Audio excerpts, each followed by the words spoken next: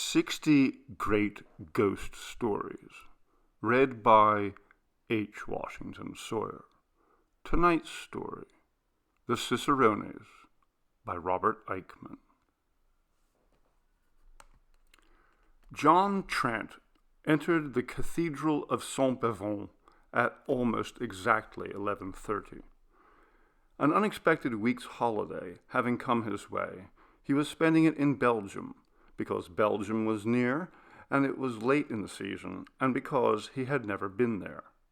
Trent, who was unmarried, though one day he intended to marry, was traveling alone, but he seldom felt lonely at such times, because he believed that this solitude was optional and regarded it rather as freedom. He was 32, and saw himself as quite ordinary, except perhaps in this very matter of travel, which he thought he took more seriously and systematically than most. The hour at which he entered the cathedral was important, because he had been inconvenienced in other towns by the irritating continental habit of shutting tourist buildings between 12 and 2, even big churches. In fact, he had been in two minds as to whether to visit the cathedral at all with so little time in hand. One could not even count upon the full half hour, because the driving out of visitors usually began well before the moment of actual closure. It was still morning, very still, but overcast. Men were beginning to wait, one might say, for the year to finally die. The thing that struck Trent most as he entered the vast building was how silent it seemed to be within, how empty. Other Belgian cathedrals had contained 20 or 30 scattered people praying, or anyway kneeling, priests importantly on the move, followed by acolytes and, of course, Americans. There had always been dingy bustle, ritual action, and neck craning. Here there seemed to be no one other, doubtless, than the people in the tombs. Trent again wondered whether the informed did not know that it was already too late to go in. He leant against a column at the west end of the nave, as he always did, and read the history of the cathedral in his blue guide. He chose this position in order that when he came to the next section to be perused, the architectural summary, he could look about him to best advantage. He usually found, nonetheless, that he soon had to move if he were to follow what the guidebook had to say, as the architecture of few cathedrals can be apprehended, even in outline, by a newcomer from a single point. So it was now. Trent found that he was losing the thread, and decided he would have to take up the guidebook's trail. Before doing so, he looked around him for a moment. The cathedral still seemed to be quite empty. It was odd, but a very pleasant change. Trent set out along the south aisle of the nave, holding the guidebook like a breviary. "Carved oak pulpit," said the guidebook, "with marble figures by Laurent Delvaux." Trent had observed it vaguely from afar, but as, looking up from the book, he began consciously to think about it, he saw something extraordinary. Surely there was a figure in the pulpit, not standing erect, but slumped forward over the preacher's cushion.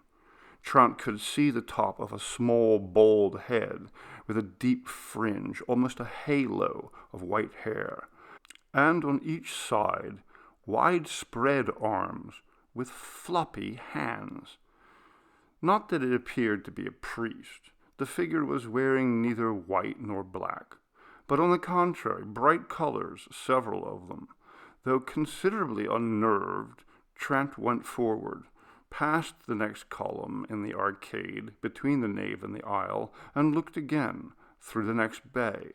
He saw at once there was nothing.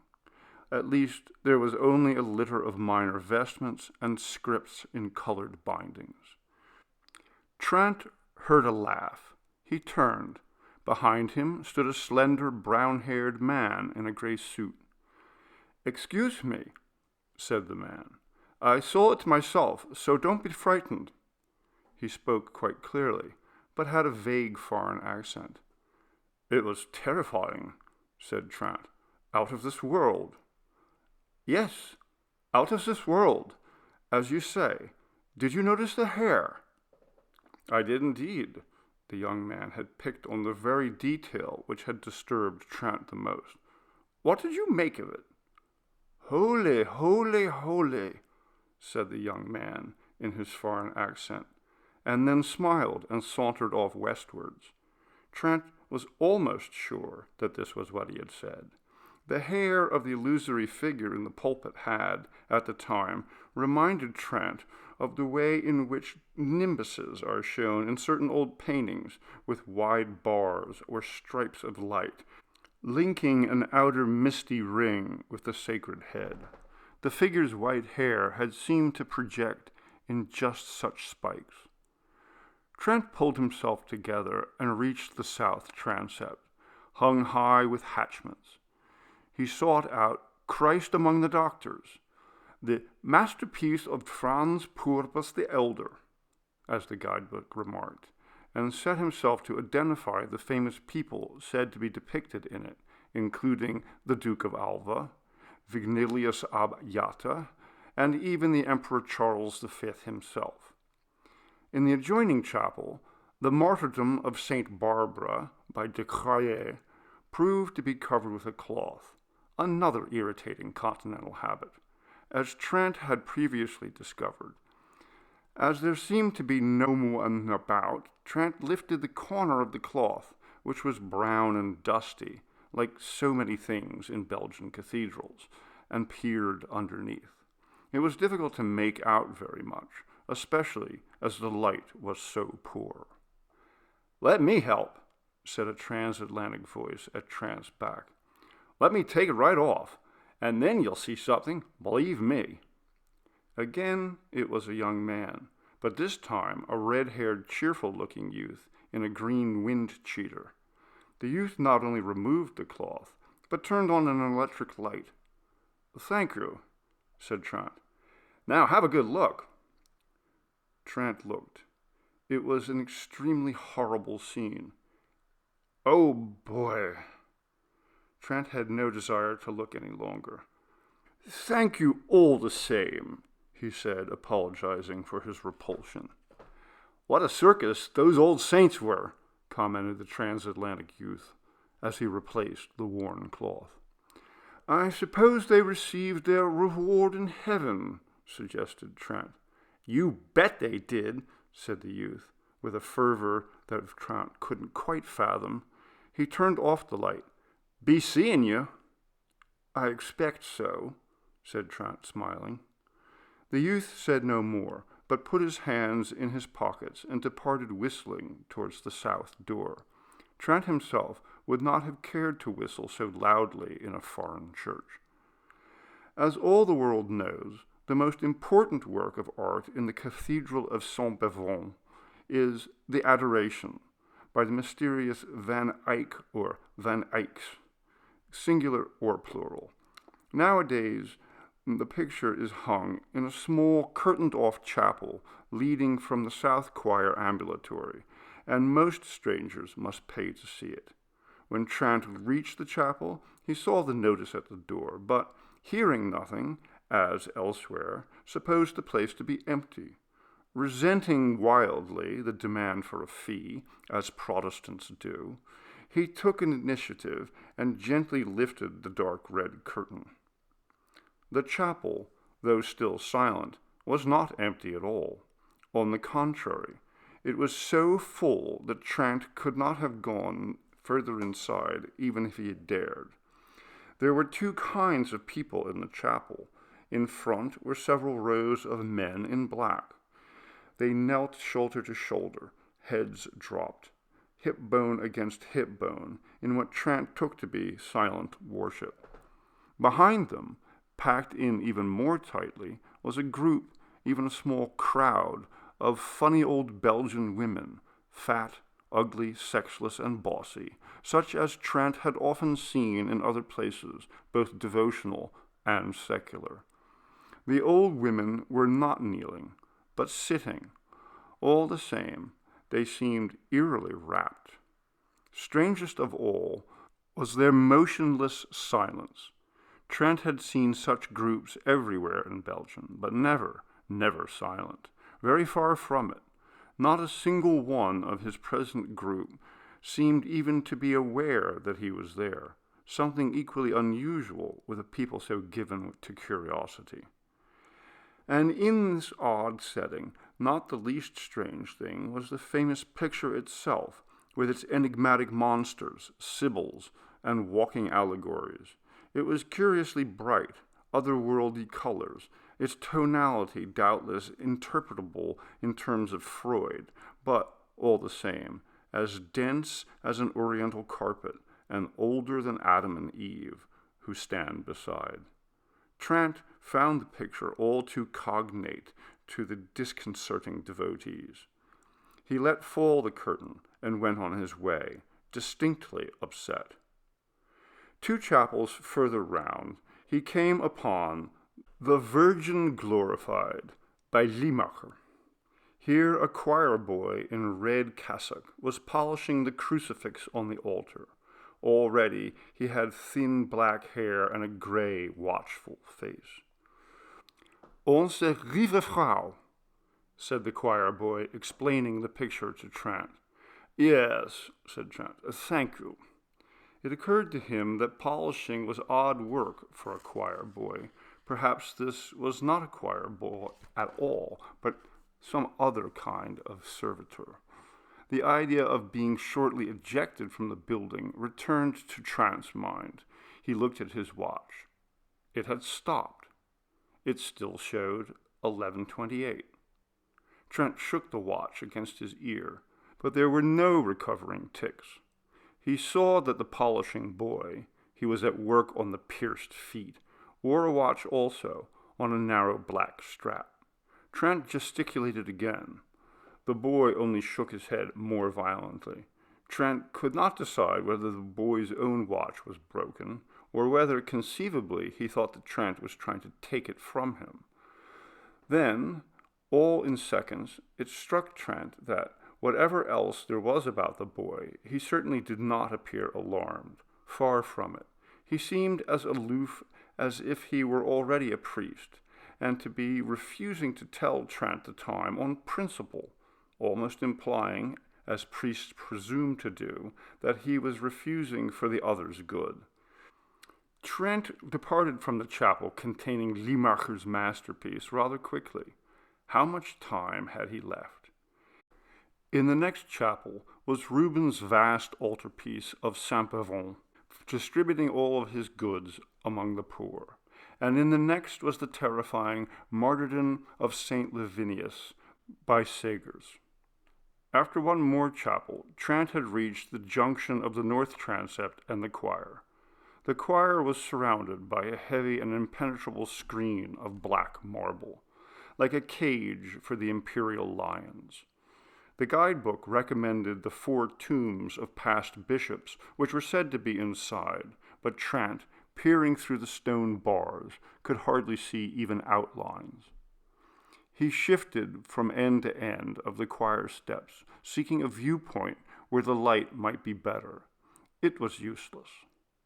In the end, he tried the handle of the choir gate. The gate had given every appearance of being locked, but in fact it opened at once when Trent made the attempt. He tiptoed into the dark enclosure and thought he had better shut the gate behind him. He was not sure that he was going to see very much of the 4 tombs, even now. But there they were, huge boxes flanking the high altar, like dens for the lions. He stood at the steps of the altar itself, leaning across the marble rails, the final barricade, trying to read some of the Latin inscriptions. In such an exercise, Trent made it a matter of principle not to lightly admit defeat. He craned his neck and screwed up his eyes until he was half dazed, capturing the antique words one at a time, and trying to construe them. The matter of the cathedral shutting withdrew temporarily to the back of his mind. Then something horrible seemed to happen, or rather 2 things, one after another. Trent thought at first that the stone panel he was staring at so hard seemed somehow to move, and then that a hand had appeared around the upper corner of it. It seemed to Trent a curiously small hand. Trent decided, almost calmly, to see it out. There must obviously be an explanation, and anything like flight would make him look ridiculous, as well as leaving the mystery unsolved. An explanation there was. The stone opened further, and from within emerged a small, fair-haired child. "Hello," said the child, looking at Trent across the black marble barrier and smiling. "Hello," said Trent. "You speak very good English." "I am English," said the child. It was wearing a dark brown garment, open at the neck, and dark brown trousers, but Trent could not quite decide whether it was a boy or a girl. From the escapade, a boy seemed likelier, but there was something about the child which seemed more like a girl, Trent thought. "Should you have been in there?" "I always go in." "Aren't you afraid?" "No one could be afraid of Bishop Trist. He gave us the candlesticks." The child pointed to 4 tall copper objects, which seemed to Trent to offer no particular confirmation of the child's logic. "Would you like to go in?" inquired the child politely. "No, thank you," said Trent. "Then I'll just shut up." The child heaved the big stone slab into place. It was a feat of strength all the more remarkable in that Trent noticed that the child seemed to limp. "Do you live here?" asked Trent.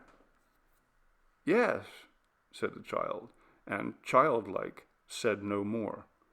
It limped forward, climbed the altar rail, and stood beside Trent, looking up at him. Trent found it difficult to assess how old it was. "Would you like to see one of the other bishops?" "No, thank you," said Trent.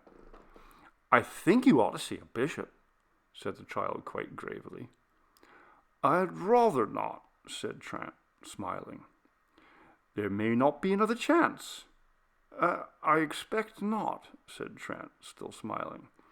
He felt it was best to converse with the child at its own level, and make no attempt at adult standards of flat questioning and conventionalized reference. "Then I'll take you to the crypt," said the child. The crypt was the concluding item in the guidebook. Entered from just by the northwestern corner of the choir, it was, like the adoration, a specialty, involving payment. Trent had rather assumed that he would not get around to it. "Shall I have time?" he asked, looking instinctively at his stopped watch, still showing 11:28. "Yes," said the child as before.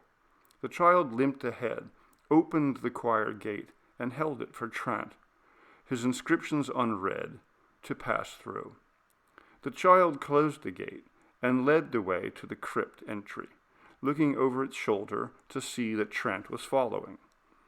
In a rather bright light outside the choir, Trent saw that its hair was a wonderful mass of silky gold, its face almost white, with a promise of fine bones, its lips unusually red.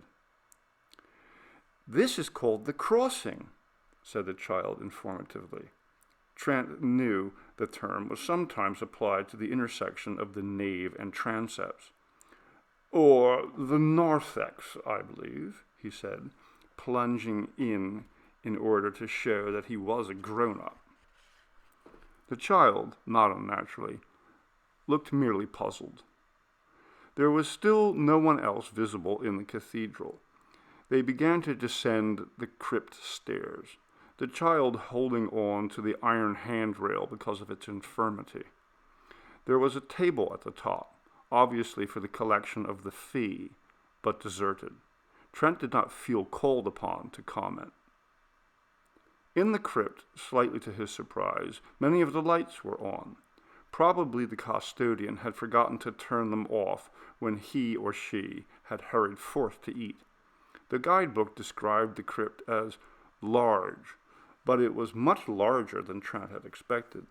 The stairs entered at one corner, and columns seemed to stretch away like trees into the distance. They were built in stones of different colors: maroon, purple, green, gray, gold. They often bore remnants of painting as well, which was also spread over areas of the vaulted stone roof and weighty walls. In the soft, patchy light, the place was mysterious and beautiful, all the more so because the whole area could not be seen simultaneously. With the tide of centuries, the stone-paved floor had become rolling and uneven, but agreeably so. There were occasional showcases and objects on pedestals, and there was a gentle perfume of incense. As Trent entered, all was silence. He even felt for a moment that there was something queer about the silence, that only sounds of another realm moved in it, and that the noises of this world, of his own arrival, for example, were in a different dimension and irrelevant. He stood, a little awed, and listened for a moment to the nothingness. The child stood too, or rather rested against a pillar. It was smiling again, though very slightly. Perhaps it smiled like this all the time, as if always happy. Trent thought more than ever that it might be a girl. By this time, it was rather absurd not to be sure. But by this time, it was more than before difficult to ask. "Bishop Trieste's clothes," said the child, pointing. They were heavy vestments, hanging, enormously embroidered, in a glass cabinet. "St. Lavinius's ornament," said the child, and crossed itself. Trent did not quite know what to make of the ornament. "Animals," said the child. It was an early book of natural history written by a monk, and even the open page showed some very strange ones. The child was now beginning positively to dart about in its eagerness, pointing out item after item. "Shrine of Saint Macarius," said the child, not crossing itself, presumably because the relic was absent. "Abbot Eugenois' clothes." They were vestments again, very like Trieste's vestments, Trent thought. "What's that?" asked Trent, taking the initiative and pointing. Right on the other side of the crypt, as it seemed, and now visible to Trent for the first time through the forest of colored columns, was something which appeared to be winking and gleaming with light. "That's at the end," replied the child. "You'll be there soon." Soon indeed, at this hour, thought Trent, if, in fact, we're not thrown out first. "Via della Rosa," said the child, pointing it to a picture. It was a gruesome scene, painted very realistically, as if the artist had been a bystander at the time. It was followed by another which was even more gruesome and at least equally realistic. "Calvary," explained the child. They rounded a corner with the stone wall on the left, the forest of columns on the right. The two parts of a diptych came into view, which Trent had before seen only in a discolored reverse. "The blessed and the lost," said the child, indicating superfluously which was which. Trent thought that the pictures and frescoes were becoming more and more morbid, but supposed that this feeling was probably the result of their cumulative impact. In any case, there could not be much more. But here were still many things to be seen. In due course, they came to a group of pictures hanging together. "The sacrifice of 3 blessed martyrs," said the child. Each of the martyrs had died in a different way, by roasting on a very elaborate gridiron, by disemboweling, and by some process involving a huge wheel. The painting, unlike some of the others, was extraordinarily well preserved. The third of the martyrs was a young woman. She had been martyred naked, and was of great and still living beauty. Next to her hung a further small picture showing a saint carrying his own skin. Among the columns to the right was an enormous black cross. At a little distance, the impaled figure looked lifelike in the extreme. The child was still skipping in front, making so light of its disability that Trent could not but be touched. They turned another corner. At the end of the ambulatory ahead was the gleaming, flashing object that Trent had noticed from the other side of the crypt. The child almost ran on, ignoring the intervening sights, and stood by the object, waiting for Trent to catch up. The child's head was sunk, but Trent could see that it was looking at him from under its fair, silky eyelashes. This time the child said nothing, and Trent could only stare. The object was a very elaborate, jeweled reliquary of the Renaissance. It was presumably the jewels which had seemed to give off the flashing lights, because Trent could see no lights now. At the center of the reliquary was a transparent vertical tube or cylinder. It was only an inch high, and probably made of crystal. Just visible inside of it was a black thread, almost like mercury in a miniature thermometer, and at the bottom of the tube was, Trent noticed, a marked discoloration. The child was still standing in the same odd position, now glancing sideways at Trent, now glancing away. It was perhaps smiling a little more broadly, but its head was sunk so low that Trent could not really see. Its whole posture and behavior suggested that there was something about the reliquary which Trent should be able to see for himself. It was almost as if the child were timing him to see how long it took. Time, thought Trent, yet again, and now with a start. The reliquary was so fascinating that he had managed to somehow almost forget about time. He looked away and along the final ambulatory, which ran to the foot of the staircase by which they had come down. While he had been examining the reliquary, someone else had appeared in the crypt. A man stood in the center of the passage, a short distance away from Trent. Or, not exactly a man. It was, Trent realized, the acolyte in the red cassock, the boy who had been polishing the brass feet. Trent had no doubt that he had come to hurry him out. Trent bustled off, full of unreasonable guilt, without even properly thanking his child guide. But when he reached the boy in the cassock, the boy stretched out his arms to their full length and seemed, on the contrary, to bar his passage. It was rather absurd, and especially as one could so readily turn right and weave a way out through the Gothic columns. Trent, in fact, turned his head in that direction simply upon instinct, but in the bay to his right stood the youth from across the Atlantic, in the green wind-cheater. He had the strangest of expressions, unlike the boy in the cassock, who seemed the same dull peasant as before. And as Trent caught his eye, he too raised his arms to their full extent, as the boy had done. There was still one more free bay. Trent retreated a step or two, but saw among the shadows within, which seemed to be deepening, the man in the gray suit with the vague foreign accent. His arms were going up even as Trent sighted him. But when his eyes met, though Trent could not see his face very well, he did something the others had not done. He laughed.